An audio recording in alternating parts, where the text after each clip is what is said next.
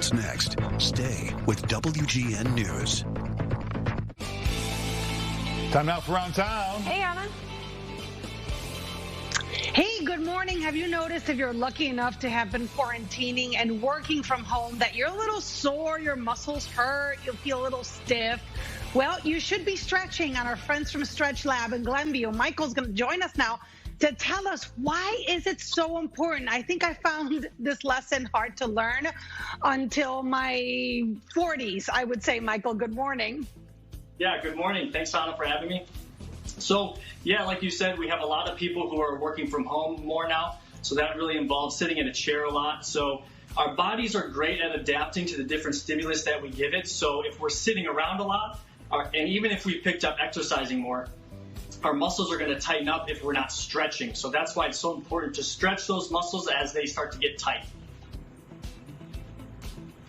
So what are we supposed to do for sitting down a lot? Are we stretching while sitting, or should we get up and stretch? Can you show us some of that stuff?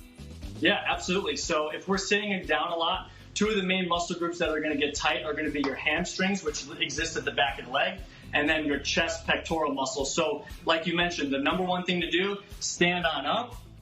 You're going to bend on over, try to touch your toes. This is a classic stretch that everybody knows, right? And then another one you can do to stretch arms is put your hands behind your back, try to punch the ground, really round your chest, or stick your chest out, roll your shoulders back. Yeah, exactly. So those are two of the main muscles. That is so good, though. Yeah. That feels so good. Okay, Michael, you also mentioned that a lot of us have been working out now more than ever, and we are working out in smaller spaces. So stretching is important, but what kind of stretching? Because I know I've heard you shouldn't do like a deep stretch right before working out. There's different types of stretching. Tell me about that. Yeah, so like you mentioned, here at StretchLab, one of the things that we focus on the most is warming up before the workout and stretching after the workout. So assuming that we're going to stretch after we just did a run or walk, we're going to want to stretch the quads and the calves, okay? So to stretch the quads, we're going to lay down on our side and pull our top leg back, okay? Then if we want to stretch the calves, yeah, exactly. And then to stretch the calves, we can use a common like this belt, put it around the foot like this, and then straighten the leg like that. And that'll get a nice added benefit of stretching the hands. Okay. And that's before or after, Michael? After, say, a run or walk. Okay, After. And before?